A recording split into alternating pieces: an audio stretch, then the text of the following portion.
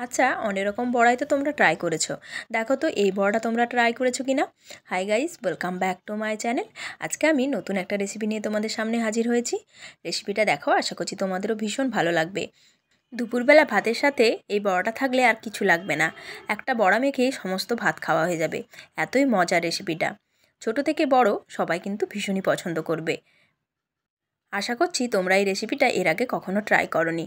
তো একবার অবশ্যই ট্রাই করবে আর আমাকে কমেন্টে জানাবে তোমাদের কেমন লেগেছে। তো সম্পূর্ণ ভিডিওটা দেখার অনুরোধ রইল। ভিডিওটা ভালো লাগলে অবশ্যই কিন্তু একটা লাইক আর বন্ধুদের সাথে শেয়ার করতে ভুলবে না।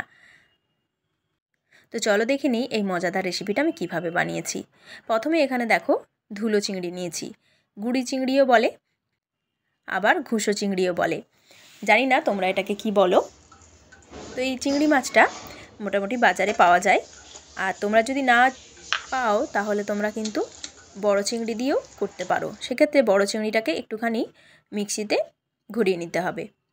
তো অল্প একটু লবণ আর হলুদ দিয়ে এটাকে খুব ভালো করে মেখে নিচ্ছি। একটা বড় বাটিতে কিন্তু ট্রান্সফার করে নিয়েছি যাতে খুব ভালো করে মেখে নিতে পারি। এবার একটা মশলা রেডি করব। তার জন্য আমি এখানে 4 চামচের মতো পোস্ত দিয়ে দিলাম। আর দিলাম অল্প একটু কুচনো পেঁয়াজ। পেঁয়াজটা আমি পরে আবারও অ্যাড করব। 2টো কাঁচা লঙ্কা দিয়েছি। আর দিয়ে দিলাম পরিমাণ মতো লবণ। বড়াতে কিন্তু আর লবণ দেব না, এই লবণ আমি এখানে অ্যাড করে দিলাম। ঝালটা কিন্তু তোমরা তোমাদের পছন্দ মতো নিয়ে নিতে পারো। দেখো, হালকা একটু দানা দানা রেখে কিন্তু বেটে নিতে হবে। আমি তো শিলপাটায় বেটে নিলাম, তোমরা চাইলে মিক্সিতেও বেটে নিতে পারো। এবার দেখো যে চিংড়ি মাছটা ম্যারিনেট করে রেখেছিলাম লবণ হলুদ দিয়ে, তার মধ্যে আমি এই মশলাটা দিয়ে দিলাম। পোস্ত দিয়ে এই গুঁড়ো চিংড়ির রেসিপিটা একবার বানাবে, বাড়ির সকলে কিন্তু ভীষণ মজা করে খাবে। তো পোস্তটাও তোমরা কিন্তু চাইলে বেশিও দিতে পারো, তবে কম দিলে চলবে না, তাহলে বড়ার যে স্ট্রাকচারটা সেটা ঠিকমতো আসবে না। এবার দেখো এখানে 1 মুঠো পেঁয়াজ কুচিয়ে নিয়ে আমি ঝিরিঝিরি করে একদম কুচিয়ে নিয়েছি। তারপর এখানে দিয়ে দিলাম, একটু ম্যাশ করে দিলাম যাতে খুব ভালো করে এটার সাথে মিশে যায়। অল্প একটু কাঁচা লঙ্কাও কুচো করে দিলাম। আর চিলি ফ্লেক্স দিচ্ছি, এটা কিন্তু তোমরা স্কিপ করে যেতে পারো চিলি ফ্লেক্স যদি না থাকে। এবার সমস্ত কিছু আবারও খুব ভালো করে মেখে নেব। পেঁয়াজগুলো দেবার পর কিন্তু বেশিক্ষণ রাখবো না, কারণ পেঁয়াজ থেকে আবার অনেকটা জল বেরিয়ে যাবে, তখন পাতলা হয়ে যাবে। এরপর দেখো তাওয়াটা বসিয়ে নিয়েছি আমি, যে তাওয়ায় ভাজবো। এটা কিন্তু ডুবো তেলে একদমই ভাজতে যাবে না, তাহলে বড়াটা পুরোই ছেড়ে যাবে আর ভাজা হবে না ভালো করে। তো তাওয়ায় অল্প অল্প তেল দিয়ে কিন্তু সেঁকে নিতে হবে এটা।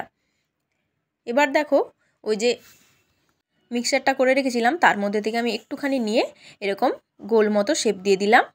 তারপর হাতে নিয়ে তাওয়ার মধ্যে দিয়ে তাওয়াটাকে খুব ভালো করে গরম করে নিতে হবে কিন্তু আগে। তারপর বড়ার আকারে শেপ দিয়ে দিলাম। তো তোমরা চাইলে ছোট বড় করতে পারো, আমি এখানে মাঝারি সাইজের করলাম। তাওয়ায় দেওয়ার পর আমি আঙুল দিয়ে একটু চ্যাপটা মতো করে দিচ্ছি, দেখতেই পাচ্ছ। তো সমস্ত বড়াগুলো আমি একইভাবে দিয়ে দিচ্ছি। আচ্ছা, তোমরা কি এই বড়াটা আগে খেয়েছো বলো তো আমাকে। এটা কিন্তু আমার মায়ের হাতের একটা রেসিপি, তোমাদের সাথে শেয়ার করলাম। কেমন লেগেছে অবশ্যই কিন্তু জানিও। এবার দেখো এক পিঠ ভালো করে ভাজা হয়ে গেলে অপর পিঠ আমি উল্টে দিচ্ছি। খুবই সাবধানে কিন্তু ভাজতে হবে, নাহলে বড়াগুলো ভেঙে যেতে পারে। দেখতে পাচ্ছ খুবই নরম হয় বড়াগুলো। আর হালকা আঁচে একটু টাইম নিয়ে বড়াগুলো ভেজে নিতে হবে। অল্প অল্প করে তেল দিয়ে কিন্তু বড়াগুলো সেঁকে নিতে হবে, ডুবো তেলে একদমই ভাজলে চলবে না। তো দেখতেই পাচ্ছ আমি ঠিক কীভাবে করছি, এইভাবে করে নিতে হবে, তাহলে কিন্তু একদম পারফেক্ট হবে। তো আমি দ্বিতীয় পর্যায়ে আবারও কিন্তু উল্টে নিচ্ছি। আর এদিকে দেখো বড়াগুলো একদম ভাজা হয়ে গেছে।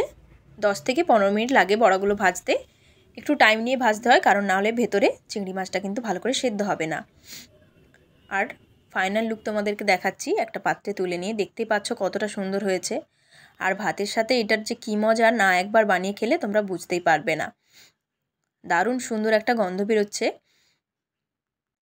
আর তার সঙ্গে কাঁচা সর্ষের তেলের ফ্লেভার আসছে। নামানোর আগে অবশ্যই একটু সর্ষের তেল ছড়িয়ে তারপর নামানোর চেষ্টা করবে, তাহলে এই যে তেলের ফ্লেভারটা এটা কিন্তু ভাতে মেখে খেতে বেশ ভালো লাগে। তো আমি ভাতের সাথে সার্ভ করে দিলাম। আর কতটা বড়াটা সুন্দর হয়েছে তোমরা কিন্তু দেখেই বুঝতে পারছো। আশা করছি তোমাদেরও খুব ভালো লেগেছে। ফিরে আসবো নতুন কোনো ভিডিও নিয়ে, ততক্ষণ সবাই ভালো থাকবে।